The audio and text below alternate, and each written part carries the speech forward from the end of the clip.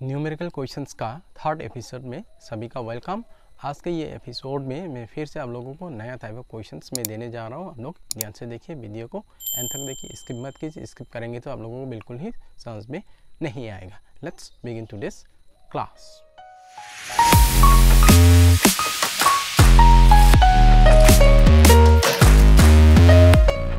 As usual हमको सबसे पहले कैलकुलेशन करना क्या है, जीडीपी एट मार्केट प्राइस। तो अभी फॉर्मूला को लिखते हैं। ये GDP at market price equal क्या होता है, value of output minus intermediate consumption. फिर अभी देखते हैं क्या वैल्यू ऑफ आउटपुट दिया है, डायरेक्टली नहीं दिया है तो अभी हम लोग को फॉर्मूला को फर्दर एक्सटेंड करना होगा। वैल्यू ऑफ आउटपुट इक्वल क्या होता है, sales plus self consumption plus change in stock minus intermediate consumption. ये फॉर्मूला लिखना है। फिर इसके बाद देखते हैं क्या ये सेल्स दिया है क्या क्वेश्चन में। डायरेक्ट सेल्स तो नहीं दिया, डोमेस्टिक सेल्स तक दिया है तो फॉर्मूला को फर्दर आगे बढ़ाएंगे। Domestic sales plus export plus self consumption plus change in stock minus intermediate consumption, यहाँ तक हम लोगों को आगे जाना होगा। फिर इसके बाद अभी हमें करना क्या है, वैल्यू को पुटअप कर लेना है। अभी डोमेस्टिक सेल्स दिया है, डोमेस्टिक सेल्स का हमें यह हमें दिया है, डोमेस्टिक सेल्स कितना है 200। फिर उसके बाद एक्सपोर्ट दिया है कि हाँ ये 7 आइटम है, ये एक्सपोर्ट का वैल्यू कितना है 60 दिया है, एक्सपोर्ट का वैल्यू अभी 60 लेंगे। फिर सेल्फ कंजम्पशन दिया है क्या ये क्वेश्चन में, सेल्फ कंजम्पशन नहीं है तो छोड़ देते सेल्फ कंजम्पशन। फिर उसके बाद change in stock, change in stock दिया है क्या, चेंज इन स्टॉक इधर कहाँ में, हाँ इधर देखिए ये क्या है, चेंज इन इन्वेंटरी दिया है, मतलब ये क्या है चेंज इन स्टॉक है।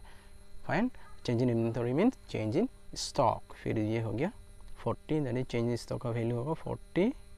फाइन, फिर उसके बाद इंटरमीडिएट कंजम्पशन। अभी इंटरमीडिएट कंजम्पशन दिया है, कौन सा है इंटरमीडिएट कंजम्पशन, ये सेकंड आइटम देखिए, ये नॉन ड्यूरेबल प्रोड्यूसर गुड्स भी क्या है, ये इंटरमीडिएट कंजम्पशन होता है। ये बात को ध्यान रखिए, नॉन ड्यूरेबल प्रोड्यूसर गुड्स ये भी क्या है, ये इंटरमीडिएट कंजम्पशन है।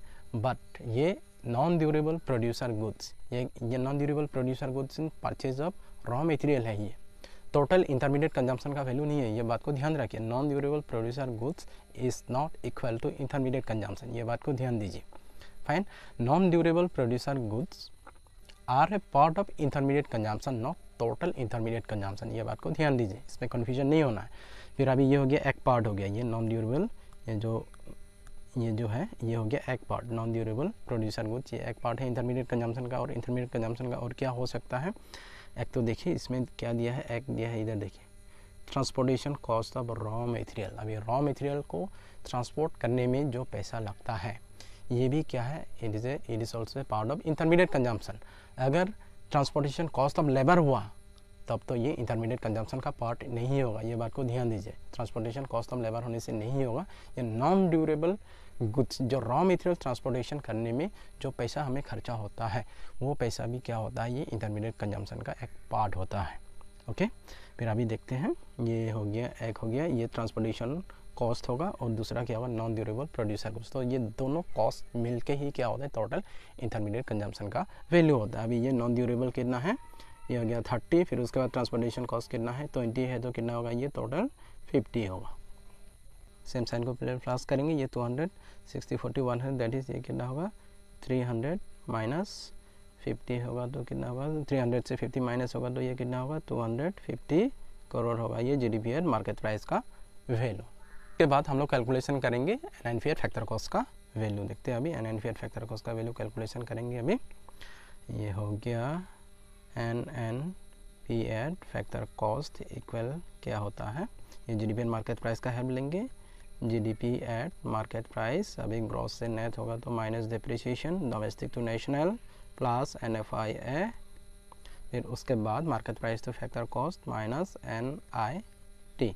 अभी हम लोग वैल्यू को पुटअप कर लेते हैं। क्या है ये value, GDP at market price का वैल्यू आया 250। उसके बाद डिप्रिसिएशन का, डिप्रिसिएशन अभी डिप्रिसिएशन कहाँ में है, इधर देखिए नंबर 5th आइटम देखिए डिप्रिसिएशन। अभी डिप्रिसिएशन अगर देखेंगे तो ये हो गया, रिप्लेसमेंट कॉस्ट भी क्या है, ये डिप्रिसिएशन है। रिप्लेसमेंट कॉस्ट का वैल्यू कितना है 40।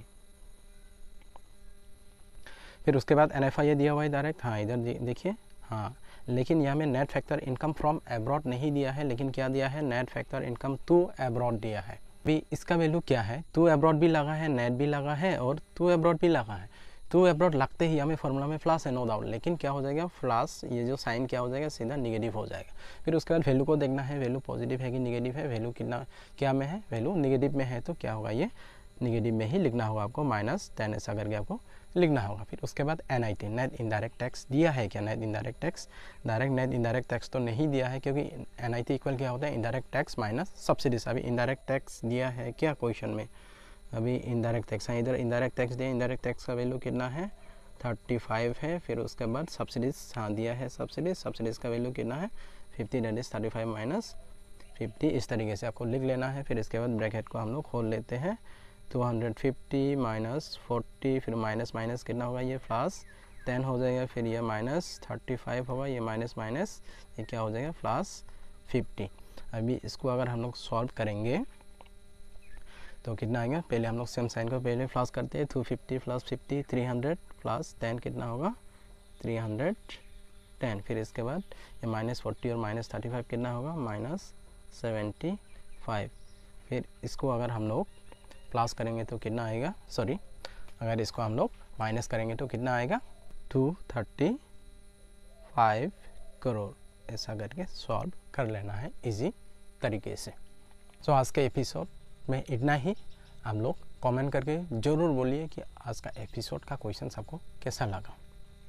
और जाते जाते मैं आप लोगों को याद दिलाना चाहता हूँ, अगर आप लोग मेरे चैनल में नए आए हो तो प्लीज़ सब्सक्राइब कीजिए, लाइक कीजिए और शेयर कीजिए, ताकि ज़्यादा से ज़्यादा लोगों तक पहुँचे।